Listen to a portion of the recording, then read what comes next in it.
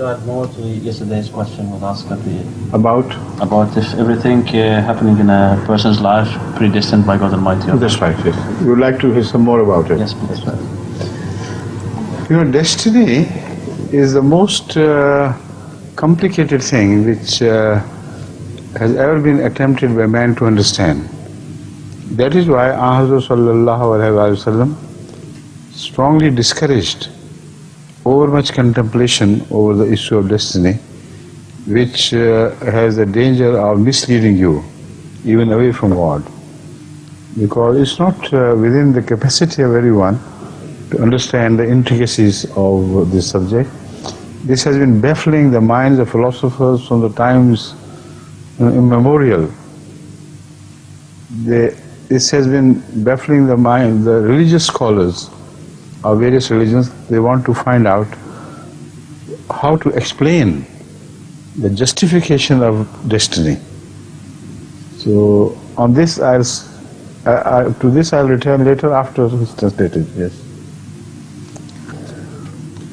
Now they face the major problem in believing, first of all, in absolute goodness of God, and there every religion is unanimous on the issue of perfection of God's attributes. There is no flaw whatsoever. And also He is a good God, He is a benign God, He is a beneficent God, and all this. Now in the issue of predestiny, they find two problems. Number one, the human misery and suffering. How can you justify suffering to have been created by a God who claims to be Ar-Rahman Ar-Rahim, the most beneficent and oft repeating with mercy? So how could He create suffering and sorrow and misery and accidents and early death of children while the mourning mothers are left behind, death of husbands while leaving behind, mourning families and so on? So these are the issues which have been bothering the philosophers of all ages, believers in particular. The other is the evil in man.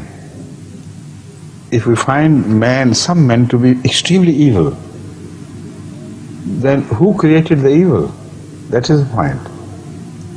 And if God created the evil, then how can you call Him a just, honest, and beneficent God who has only the source of goodness in Him? There is nothing of evil in Him. How could darkness be born out of light? This is the question. So,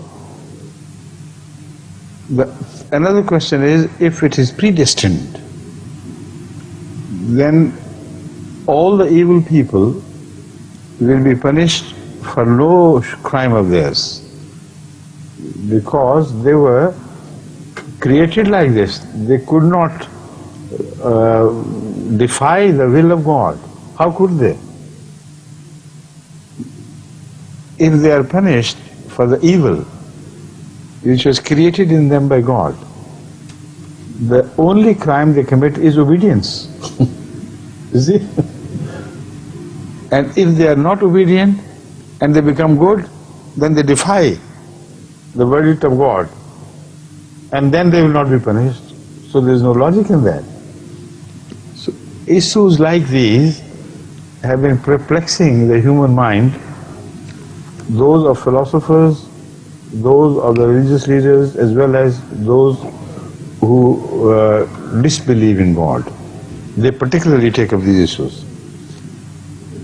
And there are religions born out of this dilemma, with an attempted philosophy to keep the image of a perfect God intact and yet permit these things to happen in the world. Out of these religions, the most important and the prominent is Zoroastrian religion, Zarathushtri. They have attempted to solve the problem by believing in two independent gods. both have to be eternal. One is eternally bad, the other is eternally good. So the eternally bad is responsible for all the evil in the world. He is the creator of darkness, he is the creator of ugliness, he is the creator of ill will and human atrocities, dispensity towards crime and atrocities and cruelty. He creates all these things. And God, the good, He creates all the good things. So a strange philosophy, although they seem to get rid of the problem, but they create more problems. How do they join hands in creating man? By taking their share equally. Then good God must go into collusion and conspiracy with the bad God. That all right, I work on this child, I do my part of goodness and leave it to you. Now you do it as you please. So if there is an understanding, then the good God is also responsible for that. You see? If there is no understanding, then there should be a fight. Some children should be made entirely good by the influence of the good God, and some entirely bad under the influence of the bad God. So whichever way they try to exonerate God by creating an evil God, still they simply can't resolve the problem. This is a basic essential problem of contradictions.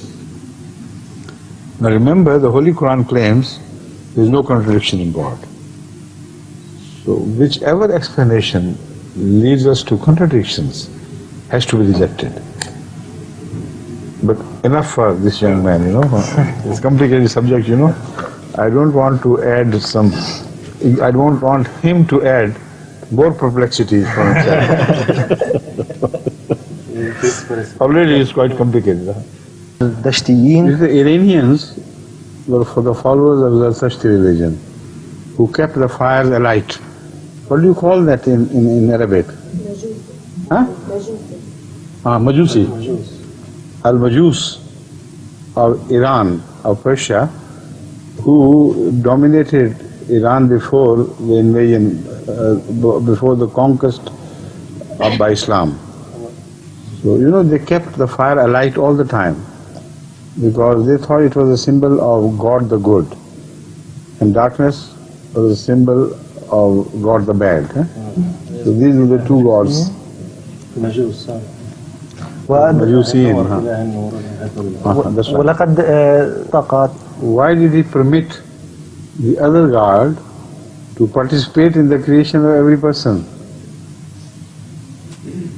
If there were two gods were fighting with each other, they were opposed to each other, why did they collude together? Why did they conspire together to have equal share in the creation of every child? So this is what is wrong, and many a time God the good is overwhelmed by God the bad, and he has only a small share. If a child is born diseased, for instance, there is very little, very little of the qualities, very few of the qualities of life. Blind, deaf, dumb. This means that God the bad has had the most of it. He has participated in the creation far more than God the good. So these are the objections which still don't leave the Zoroastrians alone. They have to do a lot of answering about this. So that's not no answer, it's illogical. Now there are other attempts to resolve this problem by, for instance, Hinduism. They say that God is good and perfect, but He has not created anything. All that He has done is that the spirits and souls who are eternal like He Himself is, were roaming free in the space. And also the matter, dead matter, is also eternal. He only participated in bringing them together like a chemist takes two different elements and makes a compound out of that. So he is at best a pharmacist or a chemist who brings the soul and the matter together and molds them into one. But the point is, why does he do it in a manner that some are very poorly made and some are very beautifully made? It is said of a man who was very ugly and very, shocking in his appearance. When he died, it is a joke, by people who sometimes want to bring the realities home to people by way of jokes. He said when he appeared before God, when inquired from him what he has been doing, he should answer about his actions. So he said, first let me ask you about your actions. What are you? Tell me. Who are you to inquire? He said, I'm your creator. He said, is this what you created? The utter ugliness. This is a joke, but it brings home the absurdity of this debate to us again. If he is the creator, he can't run away from the responsibility of whatever he has created. So about the Hindu philosophy, this is again one of the big flaws. If he joins souls and matter together, does he not know how to make them best? Now, they are very clever people. They have thought over everything. They have come out with a brilliant answer. He said to begin with, he created the perfection, the very best thing. And he began the life on earth with 4 rishis. Rishis are the holy people. They were just beautifully created, well balanced, and equal in every virtue, and they were just the model of goodness. So then when they came to the world, with the passage of time, their offsprings began to grow bad. And when they grew bad, then after they died, they were punished only in the sense that they were reverted in their order from a higher order of life to a lower order. When after the death God remade them, then he made monkeys out of them instead of men. And when the monkeys misbehaved, they were still lowered a notch down. And out of them were born, for instance, dogs and cats and hyenas and lions. And if they were very stupid monkeys who misbehaved, donkeys were made out of them. You see? So God is just according to them. So he repays everything who misbehaves, whatever name you give it. So man or animal, before they are recycled into life, their action is judged, and this is called karma, deeds or amal. So if the amal is saleh, he is created a notch higher than his previous creation. And if the amal is bad, then he is lower down in the scale of creation, until he may reach worms, the stage of worms, I mean. And he can become, say for instance, a tapeworm.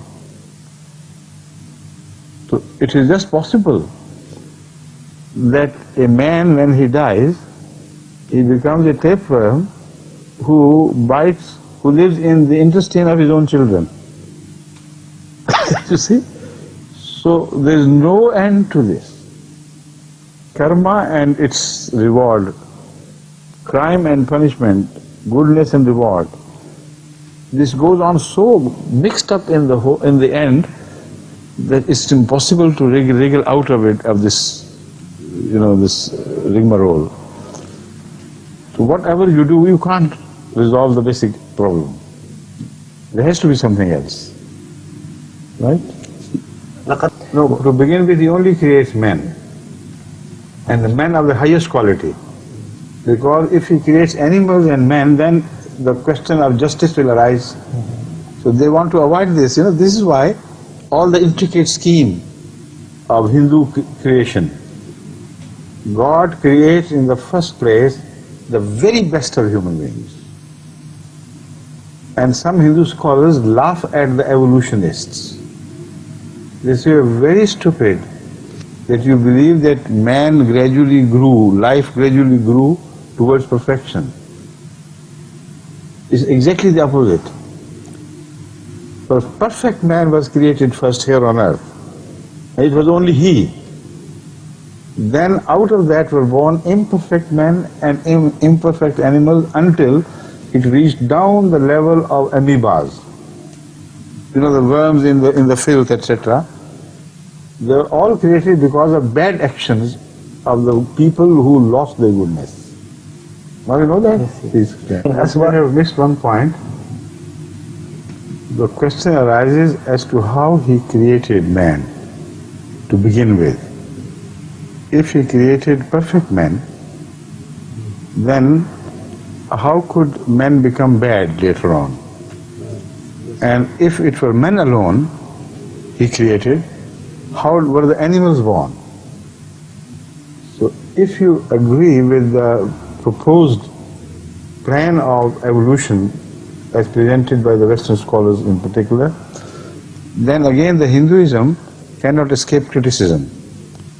Because then God initially created worms and urchins and mosquitoes and insects and dogs and other filthy things as well, powerful things and helpless, defenseless things, and also men.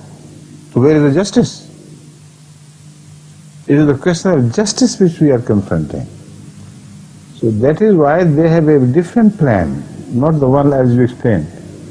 The plan they present is, it was only 4 great rishis which were created in the beginning of time. There was nothing on earth. And the 4 rishis occupied the Tibetan high plateau, the raised plateau of Tibet. And they were there, created by God, looking down on earth in each direction. And then they began to proliferate. They began to give birth to other humans and children. And as they grew, some of their offsprings misbehaved. So they gave birth to people of a still lower order. So gradually man began to descend from a high quality of performance to a low quality of performance. And as it degraded, when he died and was reborn, then there were 2 choices for God. One, to create a man out of him again, or a woman out of him again. But this time, instead of being a person with all the best physical qualities and physical qualities and attributes, next time, by way of punishment, he may be born with 1 leg, with 1 eye, or without any eye, or deaf, or dumb. So it was not unjust on the part of God. It was because he was being punished for his previous crimes. So this is the meaning of reincarnation. This is the purpose of reincarnation. Every human being who misbehaved out of the progeny of the rishis, who were 4 perfect men, he is punished in his rebirth. And if previously, for instance, he was the son of a great king, next time he may be born in the house of a pauper. So if he was a perfectly healthy, strong man, next time he may be born without a leg or limbs or eyes and other faculties. He may be born as a stupid thing. So this, they say, is the punishment of his own doings. God is just. But when he does not behave anyway, then the order of his birth is lowered further. Then one fine morning he opens up his eyes after that as a monkey.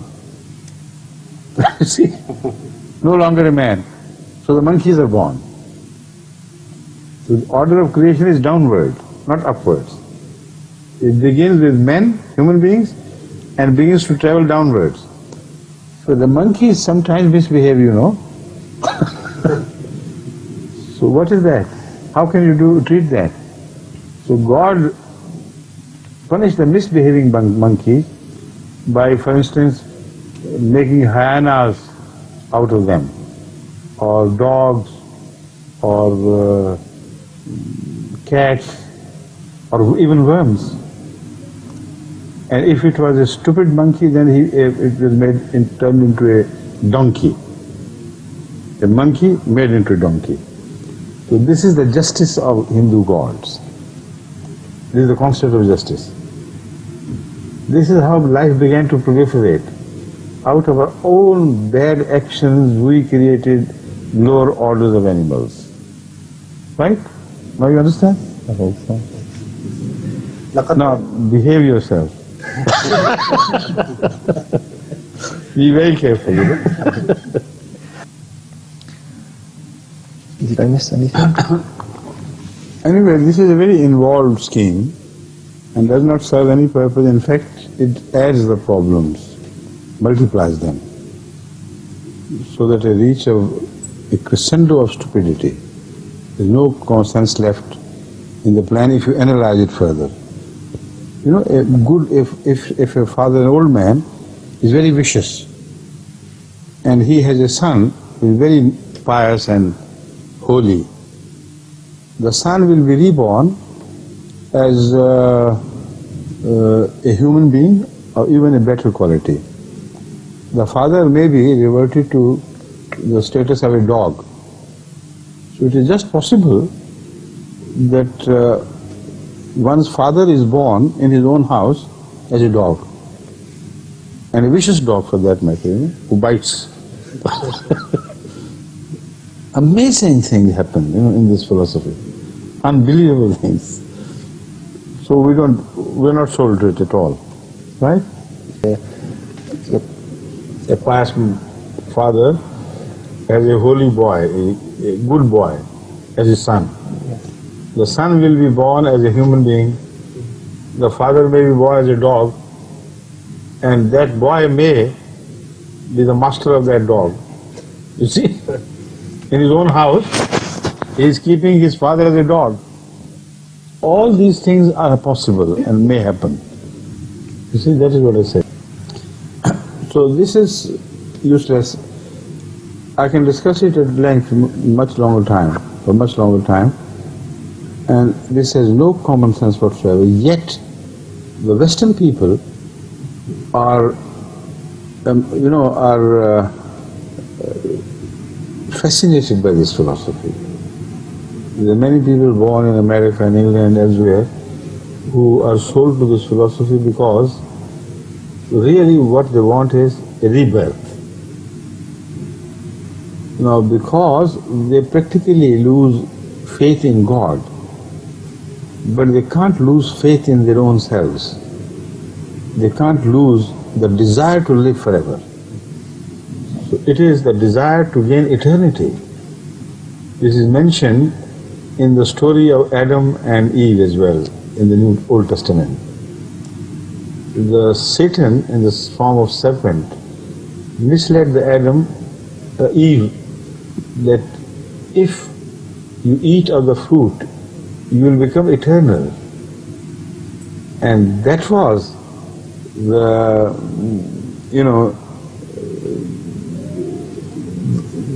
weakness in the human character, even right from the beginning, to desire eternity. on which Satan worked and became successful. So out of a desire to become eternal, never to die, Adam and Eve ate the fruit. So this is the same problem which we face today here in the world. People don't want to believe in a God who would require good deeds from you, but they want to be reborn on this earth. So little do they know the intricacies of this philosophy here. Only what is told to them is, you believe in reincarnation? Would you like to be born again? Would you like to meet the dear ones you lost in previous generations? And here is the opportunity. You believe in it and then you'll be reborn. But why believe in it at all? Because belief is not a condition. You can reject this philosophy, yet if it is true, you will be reborn anyway. But this is the main weakness in the man's desire to live eternally that makes this philosophy popular even in the Western countries. But when we analyze during my question answer session, I analyze it to them, then immediately, they lose interest in this. Now, let's now turn, enough of other religions and other solutions. Let's now turn to the Holy Quran. What does it claim? How does it justify all this, unequal creation and things? First of all, let's refer to the creation of man, not the whole creation as such. The Holy Quran claims, وَالتِّينِ وَالزَّيْتُونِ وَطُورِ سِينِينَ أَعُوذُ بِاللَّهِ مِنَ الشَّيْطَانِ الرَّجِيمِ وَهَذَا الْبَلَدِ الْأَمِينِ لَقَدْ خَلَقْنَا الْإِنسَانَ مِنْ أَحْسَنِ تَقْوِيمٍ في أحسن تقويم لقد خلقنا الإنسان في أحسن تقويم ثم رددناه أسفل سافلين إلا الذين آمنوا وعملوا الصالحات. Now, is it something close to Hindu philosophy? First he made man with أحسن تقويم, then he reverted it to the worst type of things. It does not. It's a different philosophy altogether. It speaks of taqweem, the process of creation, the process of keeping something right and straight. So he said what Allah claims here, that we created you, that is to say the whole life on earth, with the most balanced process of creation, which was rightly balanced and was able to keep you rightly balanced. So that is in another place, that is why the Holy Quran claims, asana sawarakum.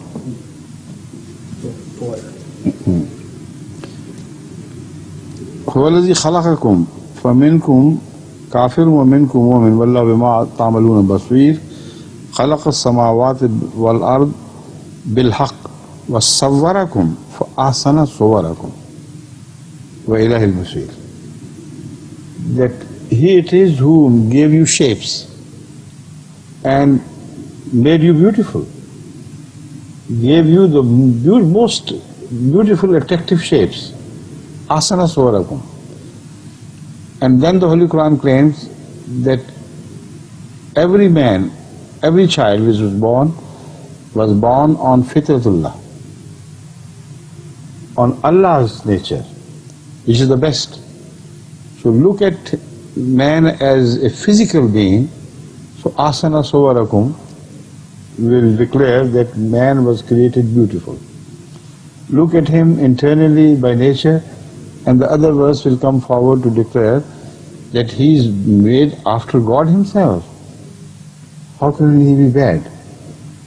So the one thing which emerges very prominently is that whatever has been created by God has been good. Correct? Why then evil? Who created evil? This is the fundamental question which we must come to tackle. And the answer lies in the fact that you completely misunderstand the scheme of creation and the scheme of good and bad. That is why the objections arise. If you delve deeper into the philosophy of creation and goodness and badness, then you will suddenly realize that your question was unjustified. You see, what is light? It is a positive value. What is darkness? It is a negative value which is created out of lack of light. It does not have to be created independently at all. If you create day only, the night is bound to be born out of the same day. It's impossible to create light and to avoid darkness altogether. So whoever faces towards light, he will receive the light. Whoever faces the other way around, he will see nothing but darkness. So Allah is the only creator. No two creators are required by the plan of things. Logic rejects the idea of two independent creators, one of goodness and one of bad or evil. So remember this first of all. So what is darkness? Absence of light. What is pain? Absence of pleasure and comfort. What is ugliness? Absence of beauty. So what is beauty? Similarity to God, balance, and other. So once you begin to understand these values, more profoundly, a new plan emerges before you. Remember this thing, because I'm going to turn to another question tomorrow, inshallah. Because this is a very vast subject. It's difficult for me to handle it all together, but inshallah, we'll succeed ultimately. Inshallah. Translation tomorrow? Inshallah, yes. Time is over? Yes. The time is over. We have one more day. So I hope inshallah we'll finish a major part of this question by tomorrow. Inshallah. Okay? Inshallah. Assalamu alaikum. Wa alaikum assalam wa rahmatullah. It's good.